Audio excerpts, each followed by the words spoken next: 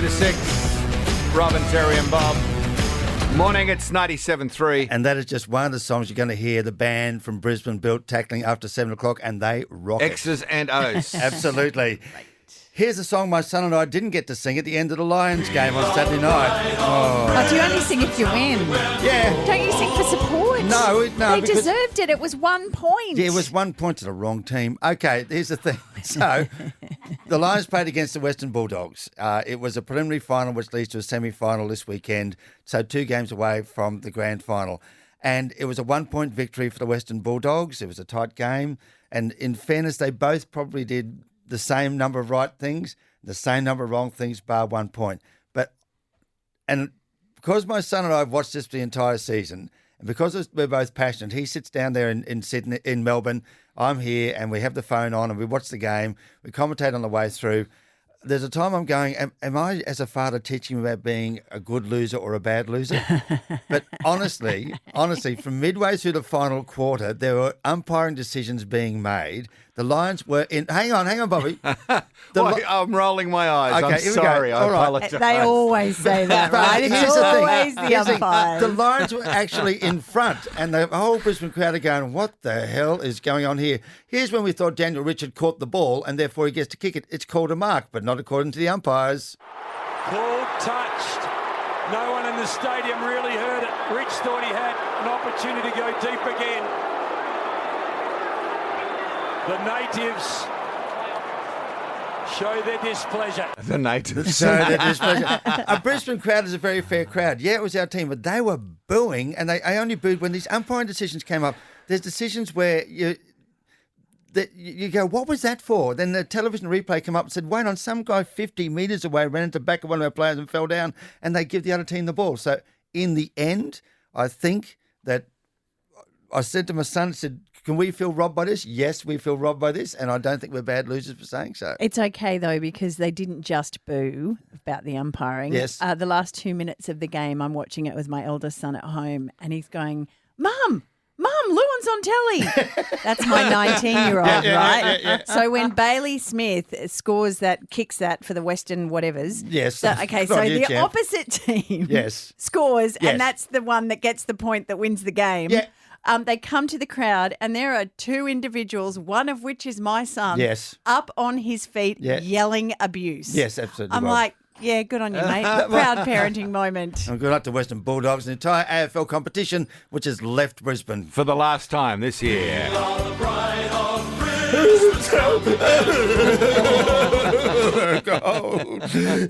It's Robin, Terry and Bob on Brisbane's 97.3. Yes, we will. For the last few months, we've been building a band, and the whole thing started with a conversation with Amy Shark. We've decided that we want to put a band together of kids. Don't stop laughing. It's Don't not laugh. us. No, we're I got not really excited that I could just start picturing you guys. No. We want to build a band We can write our own songs. featuring the coolest and most talented kids in Brisbane. But the last time I checked, we don't have a whole lot of songs that feature the cowbell. I gotta have more cowbell. Robin, Terry and Bob's band that Brisbane built. I am a golden god! And the entries came flooding in. What do you play? I play a lot of instruments, but I mainly play electric guitar. I play the saxophone and piano. Blair, what do you play? I play the drums. We need a mentor, and I have got an awesome mentor in mind. All right, everybody, it's Adam Thompson from Chocolate Starfish here, and I'm super excited to be helping to create the band that Brisbane built. So we kicked things off by finding a guitarist. There was Jacob from Narangba, Ryan from 8 Mile Plains, Jordan from Narangba, Rocco from Parkinson, and Mitchell from Kashmir. But there could only be one. Our lead guitarist on the band that Brisbane built. It is Ryan. Well done, mate. You there, mate? I can't believe it. I can't imagine how difficult that choice was to make, because I know that each guitarist was deserving of it in their own right. But what good is a guitarist without drums and bass? So we sent our rhythm section finalists out on the streets to punk Brisbane. There was Maya and Jackson. The closer you get to the drums, the less you can hear. Marcus and Ben. Emily, have you had a chance to talk to each other? Not over the music, but we will. And finally, Arlen and Bear. Oh, and Oscar. There's a dog. What's your dog's name? Oscar. Does Oscar like drums and bass? Doesn't sound like it, does it? Hello? Is that Marcus? Yep. It's Robin, Terry and Bob from 97.3 here, Marcus. Yeah, what's going on? Hey, Marcus, you are our drummer for the band that Brisbane built. Oh, yo. Then Tez busted in on school band practice to announce our bass player. Wow, that's catchy. Hey, how you doing? So sorry to interrupt you here this morning. One of your players has been chosen to be the bass player for the band that Brisbane built, and it's Maya. Is this a bit of a surprise? A little bit, yeah. Then it was time to find a singer. La la la. So who was going to be out the front for the band Brisbane built? Who will it be now? So this morning, we are going to announce the top 5 finalists.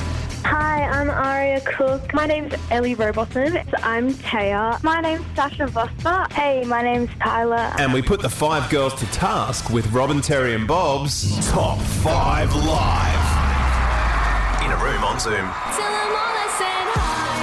Hope you've been well. 'Cause baby, you're a firework. I'm off the deep end. Watch as I dive in. 'Cause you make me feel like I've been locked out of heaven. It's real and we watch the sunset over the castle on the hill. Then it was time to announce the lead singer. So Robin paid her a visit to do it in person. I've just rung the doorbell. This is for the lead singer for the band that Brisbane built. Sasha, she's just opened the door. Joking right now. So, You did it! She's shaking, you poor little thing. You're the lead singer. I can't believe it. I'm so excited. I'm so excited. My whole body is literally like, I can't believe you guys are here. But I'm going to make everyone proud. You've chosen the right person. But it didn't end there. Our music mentor Adam Thompson added a twist. So, Aria, even though we've chosen Sasha to front the band, I know you dabble in piano. I also know that you have quite a unique voice. Would you be interested as a harmonizer, a piano player? Tyler, potentially you could fit in as a second guitarist / backing vocalist that really helps us define the sound. Yeah, awesome. I would love that.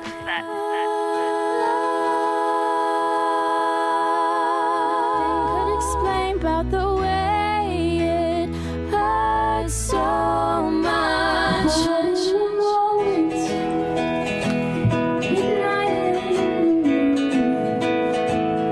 My breath went hard, got taken by you. And after 7 o'clock, you will hear the first rehearsal of the band that Brisbane built. So excited. Very exciting. It's Robin, Terry and Bob on 97.3. Who knew that Angelina Jolie and Brad Pitt first started fighting over Harvey Weinstein? Okay. The director, who's now in jail and facing lots more charges and being extradited for lots of abuse and sexual assault and all that sort of stuff. Anyway, apparently Angelina worked with Harvey back when she was 21 in a movie called Playing by Heart. Mm-hmm. And in that time, he cornered her, she claims, that he cornered her in a room and tried to assault her. She managed to get away from him, but when she got with Brad Pitt, she told him about this particular experience, and yet still Brad went on to support Weinstein and go into his film Inglourious Basterds. Hang on, wasn't Brad known for stepping up for somebody else in this whole process? Well, it's interesting. Angelina doesn't say that. Yeah. What she says is that it caused the first of many cracks in their relationship because she felt that he shouldn't be working with someone who she had claimed had tried to assault her. Interesting. No Time to Die opens November 11th here in Australia. It's the James Bond we've all been waiting for. It's 18 months been kind of pushed back because of COVID. But they're releasing all this information and interesting tidbits about Bonds in the past. You know, there have been 25 films made in under 60 years, and the franchise is worth $5.1 billion. And I've seen all of them. Have you? I haven't. I haven't. Yeah. Okay, well, if you've seen all of them, who do you think's the most wealthy? The most wealthy? Now, so has made the most money because of their association with Bond. I'm going to go Sean Connery because he had the most films and therefore he gets residuals to that. I don't know. You're correct. Hey! He is number one. $254 million. He appeared in 7 films. Number 2 is Pierce Brosnan. He's made $145 million. Really? Then Daniel Craig at $116 million. And the first woman comes in at top 5 is Halle Berry. She's made $65.3 million. Interesting, Dame Judi Dench didn't. She only made $32.6 million. Poor love. Theatre money. And finally, Maggie Gyllenhaal. She's an amazing actress who's now pushing into directing, but she has cast her husband in the role of Dakota Johnson's love interest. Okay. Now, her husband is a wonderful actor, Peter Sarsgaard. Yeah, he is. And she's talked about at the Venice Film Festival what it felt like for her, and she thought, maybe I've made a mistake. To be completely honest, there was a moment when I thought, maybe it's not a great idea to have Peter play the object of desire with an exquisite, intelligent, gorgeous young actress. And I felt that way for, I don't know, maybe like 6 weeks. And then something just exploded in my mind. I know he loves me. And I thought, there isn't anyone who could play that part like him. And so let's go. With the 50 Shades of Grey girl. Yeah, pretty much. The movie is called Lost Daughter. So you can all see for yourself whether that was actually going to move on into real life. Apparently, she says it hasn't. It's Robin, Terry and Bob on Brisbane's 97.3. So imagine this, you're sitting down for your next Sunday streaming binge and you turn to your wife and say, what's up there? It's what's this Boy Swallows universe? Oh, hang on, it's set in Australia. It's an Australian film. Wait on, that's set in Brisbane. That's about that Brisbane bloke, Trent Dalton, the bloke who sold 1 million books, sold out a play at QPAC, and now it's coming to the big screen. And we spoke to Trent Dalton about just who was going to handle that for him. So Joel Edgerton says, we want to turn this into a TV series, big sort of Netflix type or whatever, one of those big streaming sort of services, 8-part epic kind of series out of this thing. And I'm going to lose my mind. That's amazing. Then they go, yeah, we're going to send this big time Hollywood screenwriter. I had to drive them around Brisbane. And I went to Darra, and we went to Blackbridge, and we went to the Boggo Road prison, like the thing that's still up there, what's left of it. And this guy is taking notes. He's like, wow, that's amazing, great. And they're doing the cinematographer sort of thing with their fingers where they're doing the camera, kind of like, yeah, that's going to look amazing. So when was that? How long ago was that? That was before COVID? That was, no, at the start of last year. Before COVID, after COVID. That's our new reference point. Started last year when the play was just delayed. He'd only sold 500,000 copies of the book by then, but... yeah, just extraordinary thing. I've been to Darra Station to have a Hollywood guy standing there doing the rectangular framing thing, saying, well, I've taken the hot bread shop or the Vietnamese kitchen. I don't know. Well, since then, of course, the play has been written and the actors have been performing. It opened on Friday night. It's part of the Brisbane Festival. And Trent was there, of course. And I managed to nab him in a corner and I asked him about the 8-part series and what the update was. And he said this. I've read 4 of the scripts and they're incredible, Robin. Like they're really amazing. Yeah. When? So it's just a timing thing. So basically, yeah, it's like I can't even say, but I know there's a big announcement coming. I know it's ridiculous.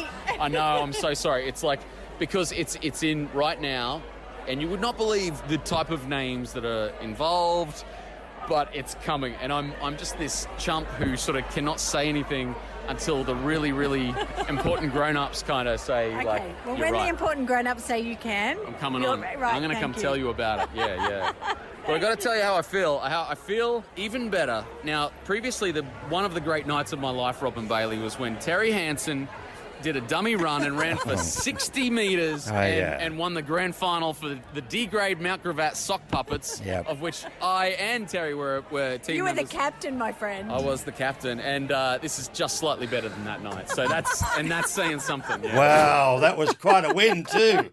We all had a beer afterwards. So as soon as we find out when and where this wonderful mini-series is going to happen about our fair city, we will let you know. I wonder if the sock puppets make a mini-series. Oh, don't. Boy Swallows Universe now showing at QPAC. Brisbane's very popular at the moment for miniseries and for filming and for movies. I see that there's a whole stack of television production vans down at the back of the Alexandra Hills Hotel in the Redlands where they're doing the TV series for Robin, Tiger King. I know, right? How exciting. is that? It's Robin, Terry, and Bob on 97.3. Robin, Terry and Bob and our extended team. If ever you phone into the show, maybe you want to be part of a competition, maybe you've got something you want to share with us on 32230973, you get the dulcet tones of our assistant producer, Tim. Good morning, Tim. Good morning, guys. Mate, you came in to try and, to share a part of your life from the weekend with us this morning. What was that story? I lost my car keys. This was this morning, though. This Because morning. you came rushing in about 10 minutes late in a bit of a fluster, and clearly that's why. What happened? I'm never late. So I get up, ready to walk out the door. Right, grab the keys. Oh, hang on. They're not there. Where are they? I could have So related, yeah. in pitch darkness, I'm going around the house looking in the bathroom, the kitchen. The car was unlocked. Okay. So I thought, okay, are they in the car? No, they're not. Okay. Finally... get my partner Kiara up out of bed, which be doesn't popular. go down well. No. And she says, have you checked your dressing gown? Your dressing gown. Were they in the dressing gown? They were in my dressing gown. Okay, great story, terrific story. Love all the detail, and the localism was really good.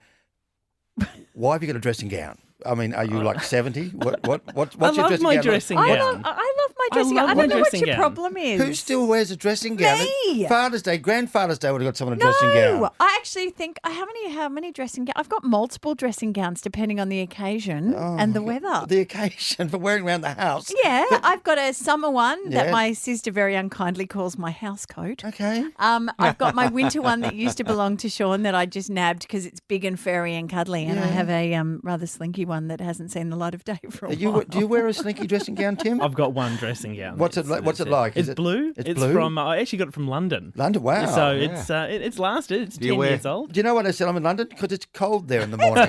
Do you wear slippers and smoke a pipe? I wear slippers. And Okay. Bobby, you've got a dressing gown. I know you have. I do. It was a present from the management when we did a promotion at the Stanford Plaza, and it's embroidered with my name on it. Yeah. You know when you tuck that out? Okay, that did not help It's you in at the all. cupboard in the spare room. I rarely bring it out. Okay, Anna of Brookfield. Hello. Good morning. How are you? Good. Have you got a dressing gown? I do. I have multiple. See? I have. Yeah. Two. Go I have on, tell me. ones that are snuggly and warm that you just want to snuggle up on the couch with. And then there's good ones in case you need to go to hospital. Then there's ones that are not so warm and snuggly but still need to be covered if someone knocks on the door. Hang out the washing, all of those things. Yeah, dressing gowns for multiple occasions. I agree with you, Anna. I think that how many have you got? About 6. Well done. Six Well dressing done. gowns. Yeah. But she keeps the good one, the hospital bag, for going out on special occasions. I really like that. I Okay. think that you are behind the times, Terry Hansen. And so when someone knocks on your door, what are you wearing and you've been in bed? Usually what I was wearing the night before when I fell asleep. It's Robin, Terry and Bob on Brisbane's 97.3. And I believe it was in May that we initially got into this idea of putting a band together, encouraging kids who are involved in music to stay involved in music after that time. Yeah, and we were just blown away by how many talented kids there are in our fair city. And we have got incredibly talented kids who have ended up forming the band Brisbane built, from our guitarist Ryan, bass player Maya, drummer Marcus, our lead singer Sasha, and on backup and guitarist Tyler, and backup and keys is Aria. But all these kids have had their own development through music. And they've come together through this competition, but they've never been in the same room, all playing and all singing together. So Until now, let us take you to the very first band rehearsal that happened on Saturday. Get ready, Brisbane. It's the moment you've been waiting for. Months in the making. The band. Do you see the light? The The band Brisbane built. Lead vocalist Sasha. I just can't believe that this is like our first rehearsal. It just doesn't make it would make sense. But. Girl, such a hallelujah. Girl, such a hallelujah.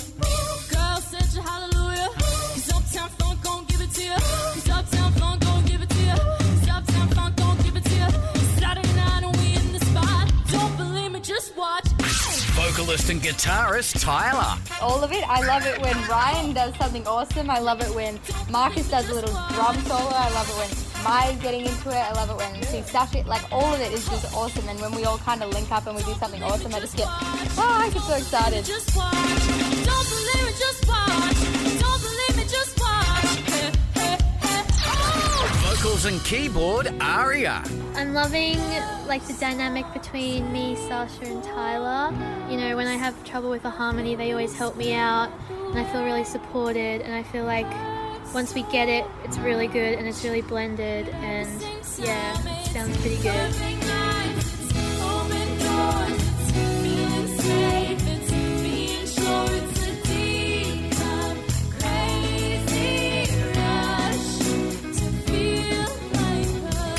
Lead guitarist Ryan. I really love that we're already like really interconnected, I think. Like we didn't have that nervous tension, I guess, going into it. Like we already felt like we were connected, which was really good.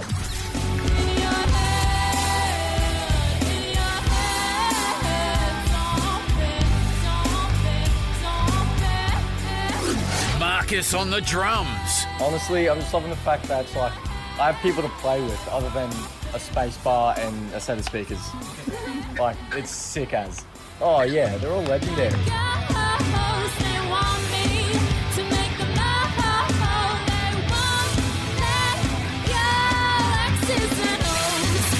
And bass guitarist Maya. I'm just loving the fact that, you know, we're all like together, and I guess it kind of just builds kind of the band, and we just feel more groovier, you know? Yeah.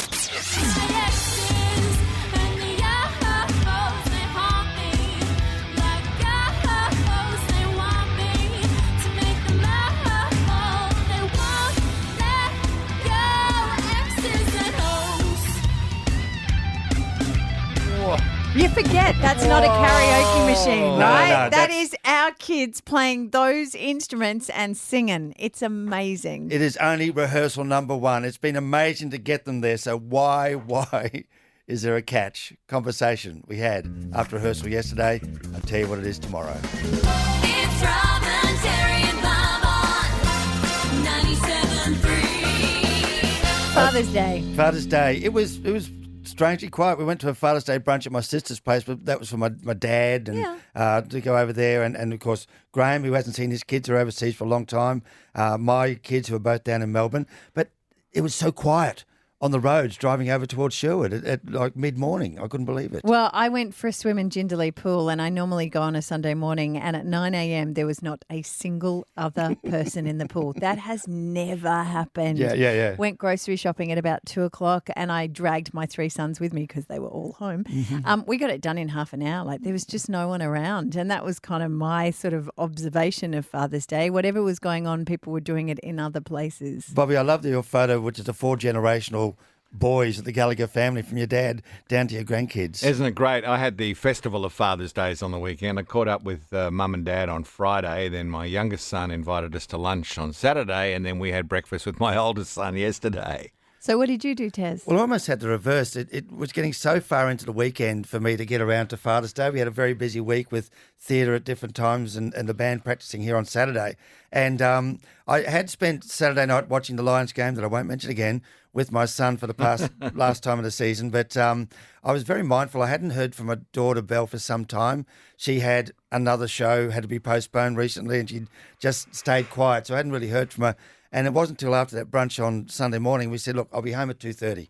Can we get together at 2:30 and we'll we'll do this. And we did a FaceTime, and that's when we opened presents. And I got my novelty shirts and my new sports gear and all the great things. But Oh my God, Terry's got new fashion. Yeah, well, Hold on to your videos with our social media posts. Those T-shirts have changed. It was new. It was never fashion. Let's face that. But the thing was talking to each of the kids and getting there together for a while. We chatted. We did the presents, did the whole thing. But you could feel from the four of us, two in Melbourne. My wife just, in another room, so we didn't feed back in our 2 parts of FaceTime.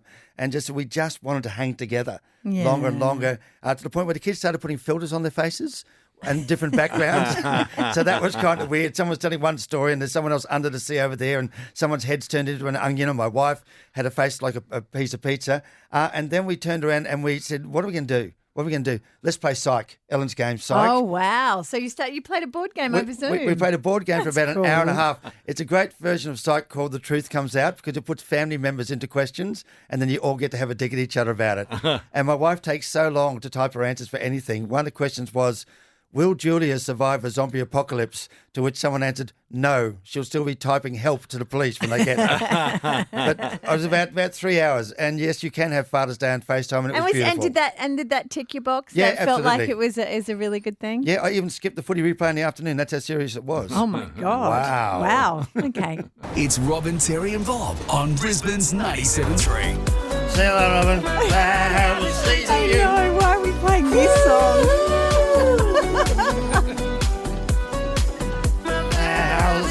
Okay, wasn't that bad? 97.3, it is 21 to 8, and now gate crashing the VIP after party with Robin Bailey. Okay, just wait. Let me give you some context of what happened to me over the weekend. Friday night. I had a really big day, had a really big week last week. I was really tired, didn't get a sleep in, and I was invited to the Brisbane Festival launch with Boy Swallows Universe, which is a wonderful Brisbane play. And, I mean, it's sold out, and Trent Dalton, who we've spoken to many times, it's being made into an 8-part miniseries. Yeah. So I wanted to go, of course, to support this local Brisbane amazing guy, but I also had hoped that maybe if I could see him... Yeah. I would have a chat to him about this Joel Edgerton project that's going to be on a streaming service taking Brisbane to the world. And everyone was there, from Lord Mayors down to premiers and all sorts. So went and saw the play. Fantastic. Sat next to you, Terry Hansen, and your beautiful wife, Julia. Fantastic. Took our producer, Ruth, with me. And Ruth went to her car. She was going to drive home. And I had decided, because I was so tired, that I was going to get an Uber. So as I'm walking away from the car park, it starts to rain. And the rain is pelting down. I've got a jacket over my head. And all of a sudden, I hear my name. And it turns out that Kate Jones, former Labor politician and Minister for Everything here in Queensland, has recognised me. She goes, mate, good to see you in person, not on a billboard. I said, no worries, how are you? She said, we're just going to the after party. Let's go. And she was also with the Brisbane Festival director, and she's like, come on, come with us. Go, so I'm girls. like sneaking into this after party that I feel completely as a fraud as, because it's all these great art types and, politicians and all the actors are there. And I'm thinking, what am I doing here? So the way to deal with that is that I possibly drank too many glasses of champagne. They hand the stuff out. It's well, not your exactly fault. right. That was the other thing. It was free, right? And this is about 12:30, 1 o'clock in the morning. And then I finally spot Trent Dalton. And I think, I've got to make a beeline. I've got to ask him that question about what's going on. And I, of course, had to ask him about the play, and I was just wanting to chat to him. But it was only this morning when I was listening back to that audio thinking, oh, my God, Robin, you are pissed. Yeah. And there are 3 ways that I know this, okay? And I'm going to play you the 3 examples and see if you think I got away with it. Because Trent didn't say anything, bless him. He's a lovely guy. Don't listen to the content of what we're talking about because that's irrelevant. What I want you to listen to, first of all, the indication for me is that I finish sentences with an upward inflection. Is your mum in the audience? We came Monday night and it was just deeply sort of profound. Was she okay with it? It's like you get there and it floats up like a bubble of champagne into the ceiling. I know, right? And I'm just trying to hold it together. The second thing, and Sean used to say this of me all the time, I can get very earnest. Like I want to make my point and I want to make it with gusto. Have a listen. Do you know what that means to a mother? Stop. Oh, you're going to get me. Oh, wow, right. Do you not see that that's what you've done? Oh, no, maybe that's what. No. Oh, man. Now That's you're what you've giving me a done. whole different reading on what she said. Yeah, that's really beautiful. That's actually what you've done. You've allowed your mother to succeed in the greatest shut role up, that we've ever Robin. had. It's just night of nights. No, right, and I'm talking my experiences. And how he got it wrong with his mother. And then the third is I start to slur. You weren't supposed to say yes to Joel Edgerton. You were told to behave yourself. Oh, yeah. And then you met him and went, no, mate. Oh, that's great. I managed to still put sentences together, correct? That should be a word. If any police are listening, they have cause to pull Robin over. Just get her to try and say Joel Edgerton. If she comes up good, she's okay to So go. you don't think if we... You didn't disgrace yourself. You were full of happiness and joy. Yeah. Did you give him a hug? Did you get him in a headlock? Actually, I did hug. You did hug him. Joy de vivre. It's Robin, Terry, and Bob on 97.3. I want you to know I didn't start this. Madonna started this. Okay. What do you mean? Well, what we're about to talk about. Okay, she can be provocative. She can start things. That's okay. That's been her whole gig, her whole life. She's taking photos with the family, all hanging out in a pink flamingo because that's what you do in Madonna's life. And she's hanging out with her 26-year-old boyfriend and all his mates who are 26 years old as well, and the kids who are only slightly younger. And at that point, they're fans. Her fans are saying Madonna needs to act her age. All right. Really? At that point, and that's something we're going to talk about after 8 o'clock. But I'd just like to say 5 little things I've observed about Madonna possibly acting her age.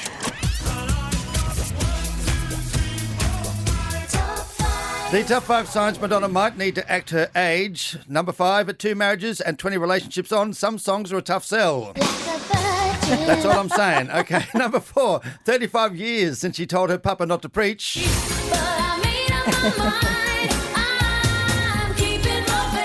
That baby would now be the same age as her current boyfriend. Number 3, Madonna comes back a little younger and more surprised every time she has a... I'm just saying. Number 2, I'm not saying Madonna is still... No, Madonna is still a material girl. She just made of different materials. Yes, we are. And the number 1 sign Madonna might need to act her age is time to put the pointy bra away when it starts pointing at your toes. Because it would make it hard to... with a bra like that. Okay, that was super clever. Yeah. But you genuinely don't think that Madonna needs to act her age, whatever that is? I do. And I put the same judgment on myself. And I'm not Madonna. I'm not anything like that. Yeah. I think acting your age is really, really important, actually. Really? Yeah. Okay, let's talk about that after the news. And you keep that tone in your voice when we do it, won't you? I will. It's Robin, Terry and Bob on Brisbane's 97.3. Should you act your age? This goes out to Madonna. Don't get me wrong. I love Madonna. I wasn't a big Madonna, boy as I was growing up, but I love what she did at that time for being provocative to young women everywhere. But her latest stuff is coming out, and it's got her at a party with her boyfriend and his friends and her kids, and they're on a giant pink inflatable flamingo, and she's tastefully dressed in sports fishnets and a belly their denim shorts. And a lot of her fans are just saying, can you just act your age? Okay, so Madonna is 62. Her Yes. boyfriend is 27. Mm-hmm. And yeah, people are saying things on Twitter like somebody tell her she's not 20 anymore. Yeah. And that sort of stuff is on social media and it kind of flows past me and I roll my eyes and ignored it. And then you actually agree with that. Well, I do agree. And here's the thing. It's not just about the fishnets and the shorty shorts. It's the fact that you're trying to be like a 26-year-old and act like a 26-year-old when you're not a 26-year-old. But why can't a 62-year-old act like that? You can act like a 62-year-old who's hanging out with 26-year-olds because the thing about Madonna was she was really, really great at empowering young women at that time and coming out saying, if you're 26 and you're doing this, you can express yourself, you can be into all sorts of different things, you can be provocative. But that was then. Why? Now Why can't it be now? Don't you see? This is the thing about being flirtatious and provocative. Why aren't they words for 62-year-olds? Because 62-year-olds, or they don't have to be 62 years old, but when you're in mum phase, and let's face it, both the daughters are in the photos and they say they look completely over it. Can't mum. I actually haven't seen the daughters' faces, and that's their relationship with their mother, and I think that's an entirely different thing. But geez, I struggle with this idea that at certain ages we have to behave in certain ways. They don't have to, doesn't mean that everything of motherhood time is dowdy and boring and not of party nature. It just means be the self that you're expressing yourself. I reckon if Madonna released some stuff about being a woman of a certain age rather than being a woman who's trying to hang on to an age she isn't anymore, it'd be fantastic. Okay, so what is it that you find offensive about that photo? Is it the fact that she's dressed so skimpily? Is it the fact that she's dating a 27-year-old? What is it that says that she's not acting her age? I would never like to be in a position where I showed up with a girlfriend the age of my kids. My kids just look at me and go, what's going on with your life, Dad? So, yeah, I've got a prejudice against that straight out. I think it's the fact that she's trying to act like one of them, like their age, instead of being, she's their mum. She's of a different generation. She can still have fun. Doesn't that keep you young, hanging out with young people? Not in their clothes. But why is that defined by your age? Can't she? She's Madonna. She's done that her whole life. Why is that stopping now? But Lady Gaga took over her gig. Then Miley Cyrus took over her gig after that. No, But now Madonna didn't say they could. But she didn't go, here's my mantle, you take it. She's being Madonna. Do the Madonna of today and write some different songs about it as well. Why? Why? Because that's who she is now. Be provocative, older Madonna. Okay, she is, and you don't like it. But she's not provocative. She's sort of skanky Madonna. Sue of the Gap, what do you think about this? Do you think you should act your age, whatever that is? Absolutely, you should. And just because you're acting your age doesn't mean you have to be old and dowdy and in your dotage. Yes. We've all had time to act up and play up and like I'm one of the worst for what some of the things I did in my youth. Yes, sir. And I've had one more birthday cake than Madonna, but you can still have fun, hang with the people. But show the maturity, show the wisdom of the years that you've had. Go out there, be the example, not the warning to people. But she's riding a pink flamingo. Hang on. I don't have a problem with if that. If Sean Penn jumped in there on the back of the pink flamingo, everyone would be going, oh, weirdo, dude. Not if his girlfriend was one of those people and they were surrounded by her friends. Okay, just me then. Jess of Carolee, what do you reckon? Morning, guys. Sounds like we've got a few green-eyed monsters out there in the world these days. Like, if you've got it, flaunt it. Why is it? Like, I want to know, why is there double standards? Why is it that a guy like George Clooney can walk around without his shirt on and think, oh, he's so good-looking, but Madonna can't flaunt it? Well, What's the difference, guys? Well, George is in a three-piece suit, let's face it. In No, the but end, he's that's not wearing true, his though, fishnets. because they're similar ages. Yeah. And he's called the Silver Fox and given all these amazing terms because he's, I don't know, we accept it in maturity. I didn't actually think this was... can't have it in women? Yeah, I didn't necessarily know this was going to go down a gender line, but I think it's ageist and sexist. Well, there you go. And I'm saying, if George Clooney shows up, the silver fox in the back of a pink flamingo, I'll have a go at him as well. It's Robin, Terry and Bob on Brisbane's 97.3.